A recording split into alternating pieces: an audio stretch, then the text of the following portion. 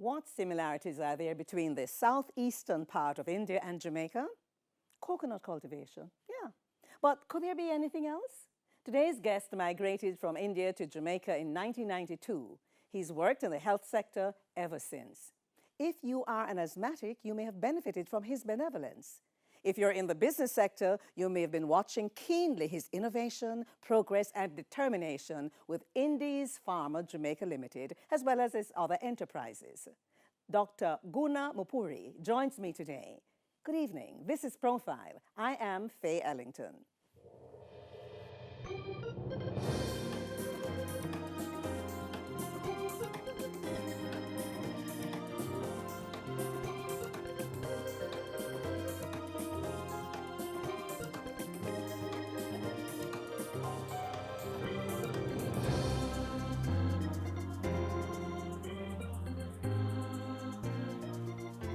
So it's not only coconuts. I'm hearing it's mangoes and sweet salt. Dr. Muppuri, all of that where you're from? Where are you from in India? I'm from a small city called Chittor. It's a district headquarters in the state of Andhra Pradesh, southeastern part of India. And you've got mangoes, coconuts, sweet salt. The weather would be pretty similar to that of Jamaica. It's exactly like Jamaica. So when you landed here, what kind of surprises did you get? When I landed, everything looks the same to me except for the ethnic origin. So that would have been, okay, this is not my hometown. Let's talk not. about your hometown. What was life growing up like for you as a youngster?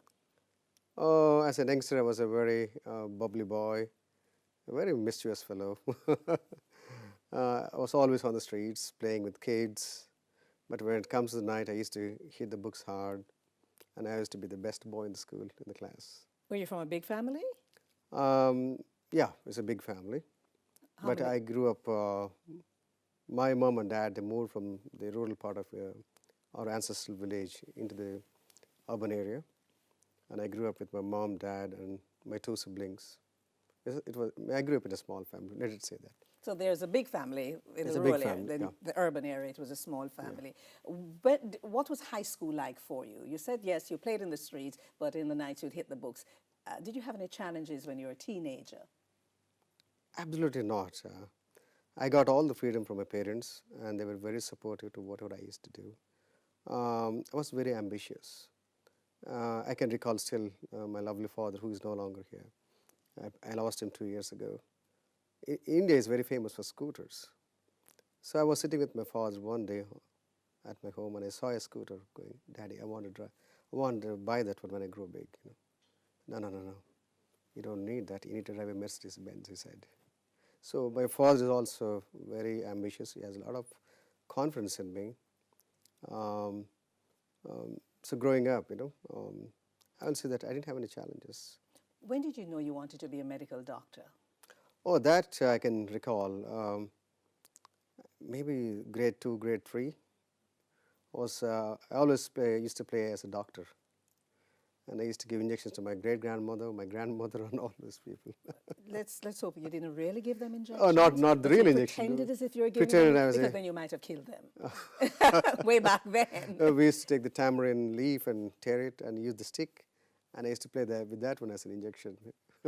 So the tamarind is also Sorry, not tamarind, the coconut leaves. the coconut leaf. Yeah, because that coconut leaf. It has a long spine. Yes, it's very versatile. So, Which university did you head to realize your dream to become a medical doctor? it was about 40 miles away from my hometown. It's a temple town. We call it as the Vatican of the East. The name of the city is Tirupati. It's a temple town. There's a big university there, funded by the temple funds. I went to that university called Sri Venkateswara University. In a short form, we call SV University. I went to that University School of Medicine. For how many years did you study there? From 1986 to 1991, barely 5 years. Did you have any intention of specializing while you were doing your general studies to become a medical doctor? Indeed. I was planning to become a cardiologist at the time. At the time? At the time. But you never realized that dream. I never realized that. But we'll come back to that. But you decided to migrate to Jamaica a year after you completed university. Not really a year after. As soon as I finished my final year exams, Within 3 months, I moved to Jamaica. Why? I had a great man, my mentor, my godfather. His name is Dr. Ramesh. He lives in Alabama, in the city of Tuscaloosa. He was here working as a registrar at University Hospital of West Indies. He was much ahead of me in the medical school. He was about 5 years ahead of me. So when I was a freshman year, in the freshman year, he was an outgoing intern. So we get along very nicely, and we got along very nicely. We sailed together. So he moved to Jamaica, and he said, you know what, you don't need to do internship in India. You can come and do it at University Hospital of West Indies. So you headed to Jamaica in 1992 to do your internship at the University Hospital of the West Indies. Yeah, because of him. What was that experience like? It was an awesome experience. I can't just explain. I can only say that I became a very successful family physician in Jamaica because of my experience at University Hospital of West Indies. Were there any challenges with the language or your accent when you got here? Even now, I have the same problem. Yes. I'm glad you didn't ask me, Guna, speak a little slowly. Say it again. My deep accent I couldn't get rid of that accent. So what was it? Your colleagues would say to you, say it again. Say it the again. patients would say to you, say it again, say doc. it again, doc. You weren't offended though, were you? I was enjoying them. I always enjoy it. How many years did you spend at the University Hospital? It was a very short stint, like about barely 5-6 months at University Hospital. Then I met Professor McCartney, who's now Trevor McCartney. He was a senior medical officer at KPH Kingston at the time. Public Hospital. So he got me there. I mean, I went and met him because I couldn't survive with the pay what I used to get as an intern at University Hospital. So if I moved to KPH, I would get $2,000 more per month. That was the motivation. And we used to get food also at KPH. Did you get accommodation there as well? Accommodation as well, Indeed. you know. So there were many perks at KPH, and KPH needed a lot of doctors. Do you hear that, young medical doctors? There are many perks at KPH, okay? How long did you spend at KPH working with the staff and the team there? In the jurisdiction of KPH, I was there at Jubilee, KPH, Bustamante Children's Hospital, and then I came back to A&D unit, Accidents and Emergency at KPH. So in total, how many years would that be? About a year and a half, because I'm supposed to do the mandated rotations as an intern to get my permanent registration in Jamaica. Yeah. After that, where did you head? I hope you wouldn't laugh at me. I went to Bellevue. Okay, then. What were you doing at the Bellevue Hospital? Well, I went and worked with Dr. Agrans at the time. He was the chief medical He was officer, the CEO at the Bellevue Hospital. Senior medical officer of Bellevue Hospital. I was there for almost a year and a half with him. What was that experience like? It's a lifetime experience to see what is on the other side of the human mind, you know, what will happen to you and how, unfortunately, the situations, so what we have in Jamaica is totally different from what you have in a first world country in a psychiatric hospital. Yet, that was the largest hospital with limited number of staff, and everybody were very kind, you know, the nursing staff, all of the staff, you know. I must say that those patients are very fortunate to have such kind of caregivers. A year and a half at Bellevue Hospital, you say? I'm sorry? You spent a year and a half at Bellevue Almost Hospital? a year and a half, yeah. And then where did you head to after that? Well, I took a small break, went to India to get married, and I came back.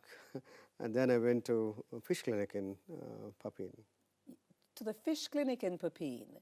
So you decided to stay in the General Kingston area for the time being. Yeah, for almost 5 years. Almost 5 years. But could you just pop back into India for a while? You went to India to get married to your kindergarten sweetheart. Tell me that story. My wife, Vishnu, we grew up together. Ancestrally, we're related, but we went to the same schools from kindergarten.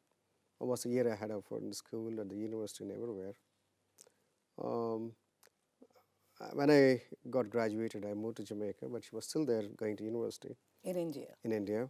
She did her master's in science and food science and nutrition.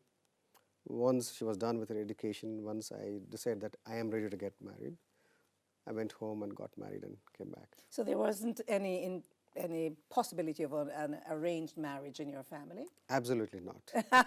And if Wouldn't give that chance. The parents. so, when did you tell her that, look, you're the special lady and I want to have you for the rest of my life? At what point did you say this? That love bug has smitten us when I was 17 and she was 16, when I was about to get into medical school. So you made that pledge from way back then. Yes, 12th grade. And how many guests did you have at your wedding? If you go by the head count, we had approximately 3,000 guests for the wedding. Could we take a break and let me just digest that? And when you come back, you tell me about 3,000 guests 3,000 and guests. how you fed them or they fed you, the family. I No, don't know. No. The culturally, we had to feed the I guests. know that. That's why I asked that. had How to. did you manage that? But we'll come back right after the break with that. My guest is Dr. Guna Muppuri, and we are learning about him. And you know something? He's a real Jamaican, even though the accent is still there. And I'll tell you why I say that when we return. This is Profile.